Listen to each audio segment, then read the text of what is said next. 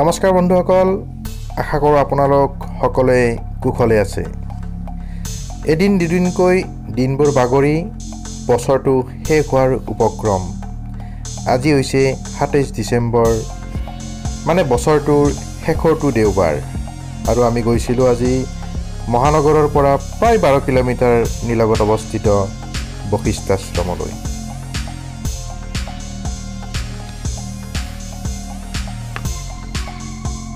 ঠিক এইটো ৰাস্তাৰে এনেকৈয়ে বাইকৰ এক্সিলেটৰ দবাই দবাই আৰু এনেকৈ আমি প্ৰৱেশ কৰিছিলোঁ মন্দিৰৰ চৌহদত। বশিষ্ঠাশ্ৰমৰ কথা প্ৰায় সকলোৱে জানে,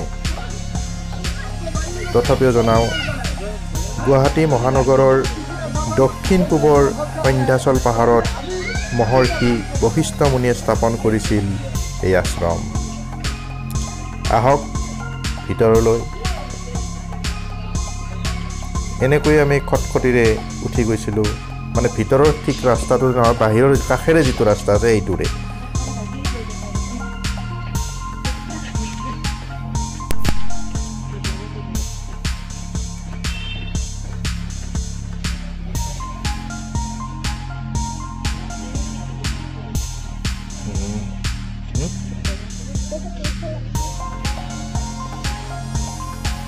নমস্কাৰ বন্ধুসকল, আজি হৈছে বছৰটোৰ শেষৰটো ৰবিবাৰ, অৰ্থাৎ ২০২০, আৰু আজি মই আহিছোঁ বশিষ্ঠাশ্ৰম গুৱাহাটীত অৱস্থিত। এই বশিষ্ঠাশ্ৰমৰ কিছু প্ৰাকৃতিক পৰিৱেশ তথা এই মন্দিৰৰ যি সৌন্দৰ্য, এই সৌন্দৰ্য সকলো দেখুৱাবলৈ, লগতে আজি বহুত ধৰণৰ বহুত ভক্ত আছে, এই সকলোবোৰ দেখা পাব আজিৰ এই ভিডিঅ'টোত।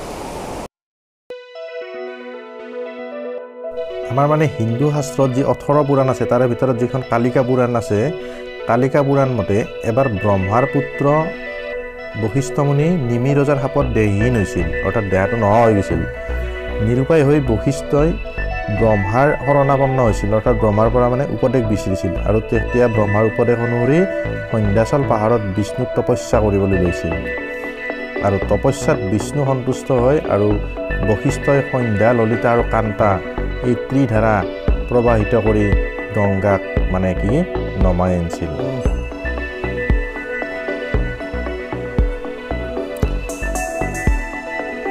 আৰু এই ত্ৰিধাৰাৰ সংগমস্থলতে গা ধুই আৰু এই পানী খাই মানে কি হৈছিল, বশিষ্ঠই পূৰ্বৰ যিটো আগত তেখেতৰ ৰূপ আছিল সেই ৰূপটো পাইছিল, আৰু তেতিয়াৰ পৰাই এই আশ্ৰমখনৰ নাম বশিষ্ঠাশ্ৰম।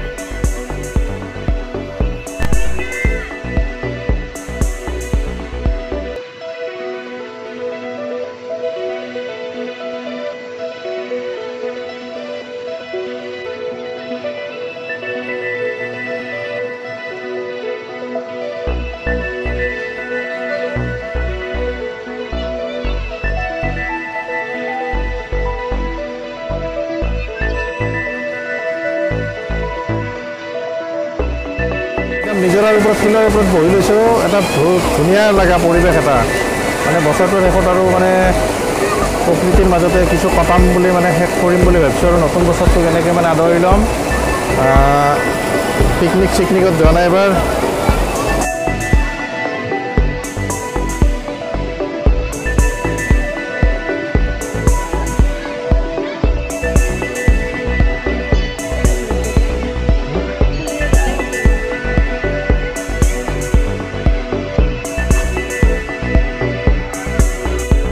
আজিৰ বন্ধৰ দিনটো ইয়াতে কিছু সময় কটালোঁ।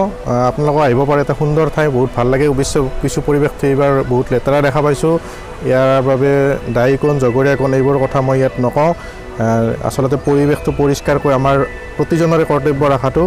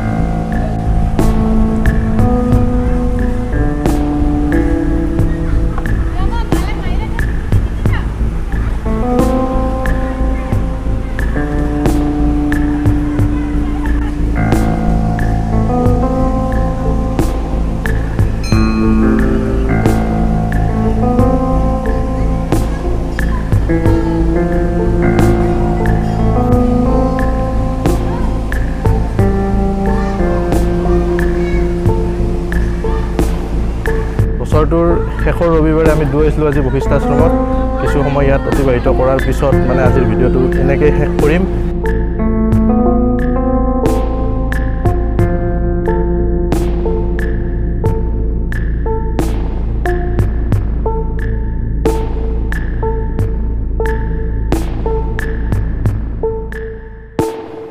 আৰু আমি এনেকৈয়ে বছৰটোৰ শেষৰটো ৰবিবাৰত বশিষ্ঠামুনি আশ্ৰম বশিষ্ঠাশ্ৰমৰ পৰা উভতিছিলোঁ গৃহ ঘৰলৈ।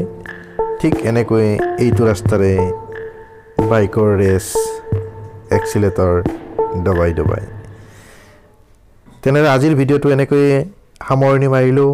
আকৌ লগ পাম পিছৰ ভিডিঅ'ত আপোনালোকক।